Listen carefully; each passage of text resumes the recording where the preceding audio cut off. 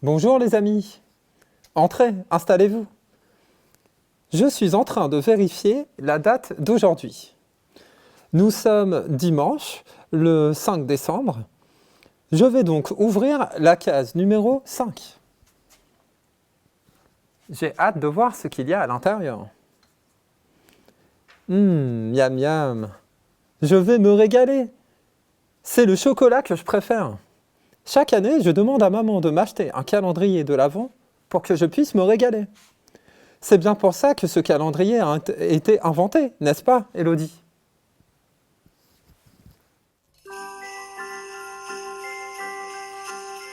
C'est quoi un calendrier d'avant? Les petits et les grands l'attendent chaque année avec impatience pour ses chocolats et le décompte qu'il annonce. Mais au fait, d'où vient le calendrier de l'Avent? Pour commencer, il faut savoir que le terme « avant » n'a rien à voir avec « avant », comme dans « avant Noël », mais il vient du latin « adventus » qui signifie « avènement » ou plus simplement l'arrivée du Messie. L'Avent représente donc la période où l'on se prépare à fêter la naissance de Jésus. Elle commence le 4e dimanche avant Noël et se termine le 24 décembre. Les premiers calendriers de l'Avent ont pris naissance en Allemagne au 19e siècle. Les familles chrétiennes avaient pour coutume d'accrocher une image au mur. Au fil du temps, ces images deviennent de plus en plus belles. C'est ainsi qu'apparaît progressivement le concept de calendrier de l'Avent, commercialisé pour la première fois en 1908. En 1920, le premier calendrier à voler est mis en vente. En 1958, les chocolats commencent à faire leur apparition dans des petites fenêtres.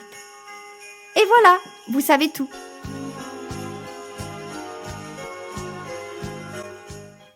J'avais oublié la raison véritable des fêtes de Noël. Mais peut-être que vous aussi, vous ignoriez le sens de cette fête.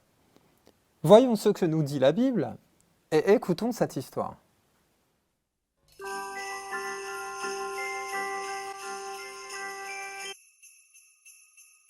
La très longue attente. Un texte de Alison Brewis, illustré par Jenny Brake et lu par Philippe Capitaniuk.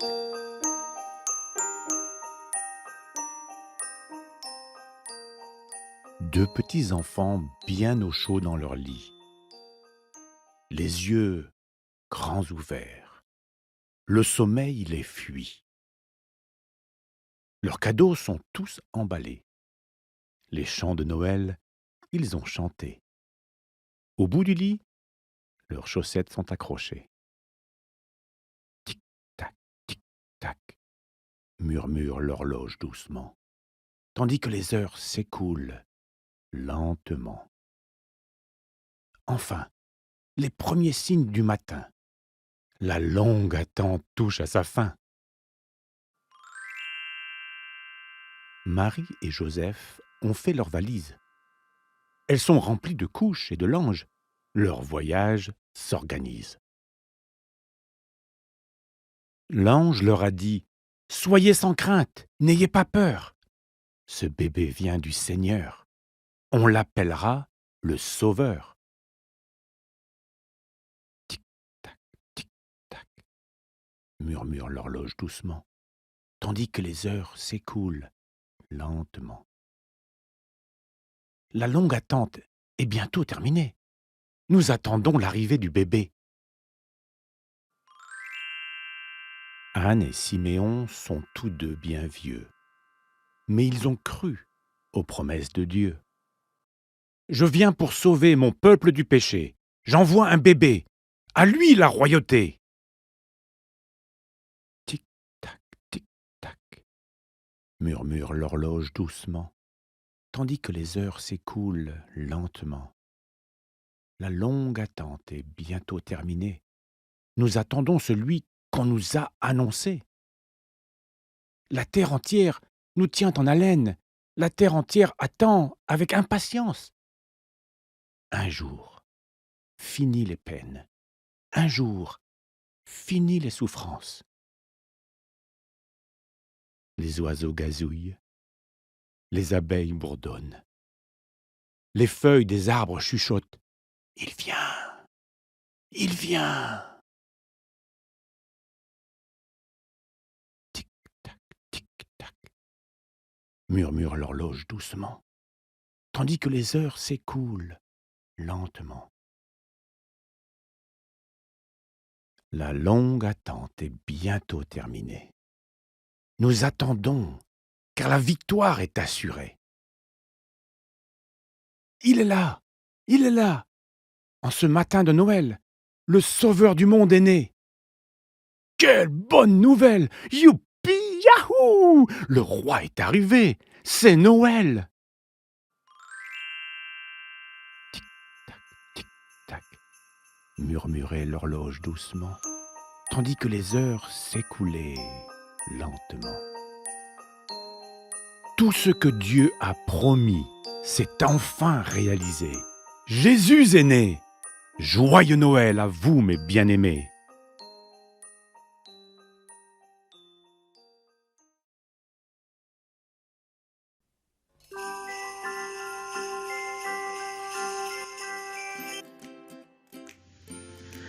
Avec ce que l'on vient d'entendre, cela me fait penser à un verset. Êtes-vous prêts à le découvrir avec moi? Pour cela,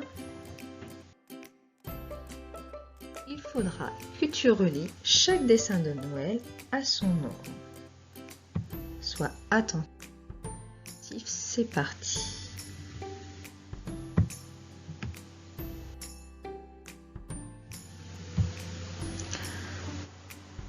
La moufle, qui nous donne le mot Jésus.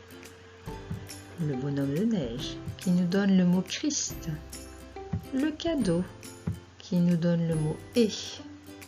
Le flocon de neige, qui nous donne le mot « venu ». La bougie, qui nous donne le mot « dans ». La glace, qui nous donne le mot « le ». Le cadeau, qui nous donne le mot « monde ».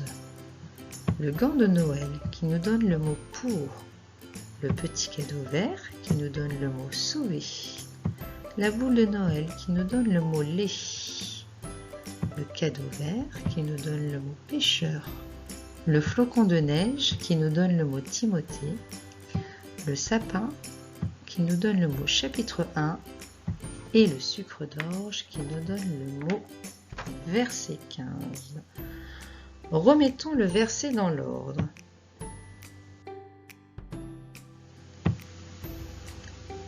Jésus-Christ est venu dans le monde pour sauver les pécheurs. Timothée 1, verset 15. Quel cadeau magnifique de savoir que Jésus est venu pour moi, mais aussi pour toi, pour nous sauver et effacer tous nos péchés. Cela me remplit de joie et me donne envie de louer notre Dieu.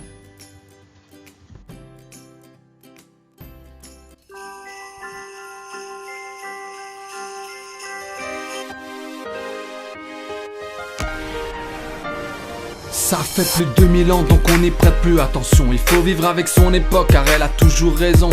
Mais notre histoire serait en haillons si on enlevait ce maillon. ONG, hôpitaux, écoles crient son nom sous leur bâillon. Avant lui le pardon n'avait pas de pied à terre. Ses paroles arrivèrent comme une oasis en plein désert. Il a posé les fondements des droits de l'homme.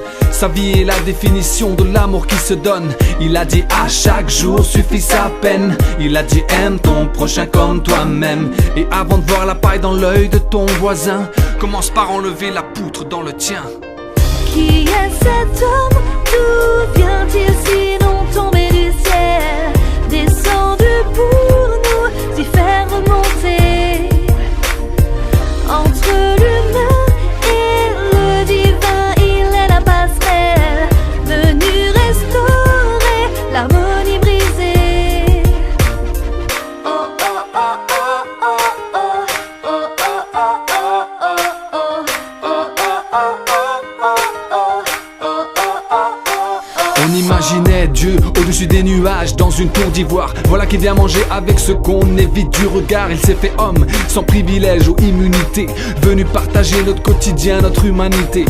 Il a connu la routine de nos labeurs. Il a goûté à nos joies et nos crève-cœurs. L'univers porte l'empreinte de ses mains. Pas étonnant qu'il guérisse des malades et multiplie des pains. On l'a traîné dehors, accusé à tort. On a cloué son corps, on a ri de sa mort. D'un mot, il aurait pu tous les anéantir, mais il est resté suspendu pour nous éviter le pire.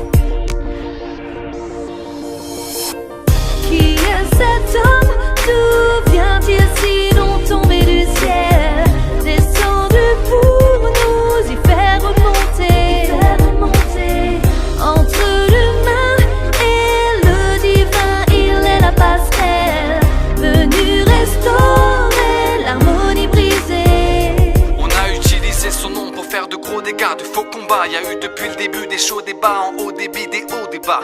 Mais en revenant à la source de ce qu'il a été, en lisant ceux qui ont vécu à ses côtés. Chacun bien sûr peut penser ce qu'il veut. Moi je crois qu'il est le sauveur, à la fois homme, à la fois Dieu. Je crois qu'il est le seul chemin qui conduit au seul être divin, que nos fautes sont un poison dont il prend sur lui le venin. Et si les hommes veulent éteindre sa voix, au cœur de notre histoire reste plantée cette croix. Ce tombeau ouvert, ce pardon offert, ce pont entre ciel et terre, ciel et terre, ciel et terre. Cet homme, d'où vient-il sinon tombé du ciel, descendu pour nous, d'y faire remonter pour l'éternité. Entre l'humain et le divin, il est la passerelle, venu restaurer l'harmonie brisée. Qui est cet homme? D'où vient-il sinon tombé du ciel, descendu pour nous, d'y faire remonter. Entre l'humain et le divin, il est la passerelle, venu restaurer l'harmonie brisée.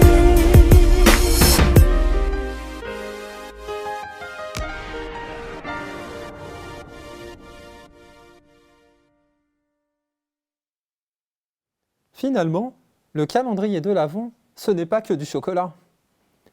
J'aimerais en avoir un qui me rappelle chaque jour l'amour de Jésus pour moi. C'est le véritable sens de Noël. Peut-être qu'une animatrice aurait une idée à me proposer.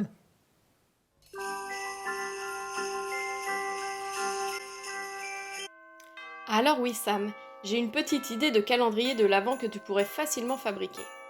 Pour cela, il te faudra une plaque de carton d'au moins 50 sur 60 cm, du papier cadeau pour recouvrir la plaque, 24 vignettes numérotées de 1 à 24 que l'on trouve facilement à imprimer sur internet, 24 gobelets, 24 punaises, du papier crépon et du matériel comme les ciseaux, le scotch et la colle.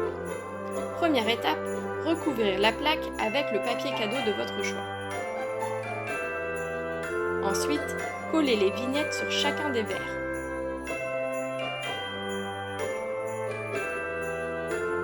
Il suffit ensuite de les fixer à l'aide d'une punaise sur la plaque, dans l'ordre ou le désordre.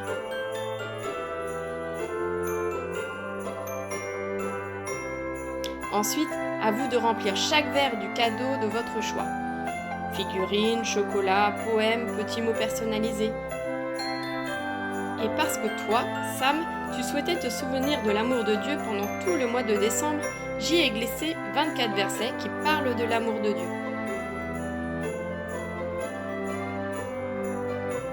Enfin, pour terminer, il suffit de découper des morceaux de papier crépon, de les chiffonner doucement afin de cacher le contenu de chaque verre. Ce calendrier devrait nous aider à patienter jusqu'à Noël. Il existe une autre manière de patienter jusqu'à Noël tout en partageant l'amour de Dieu. Certains appellent ceci une boîte de Noël et d'autres un calendrier de l'Avent inversé. Dans une boîte à chaussures, tu peux glisser par exemple un truc chaud, un truc bon, un loisir, un produit de beauté et un mot doux ou pourquoi pas un peu de la parole de Dieu.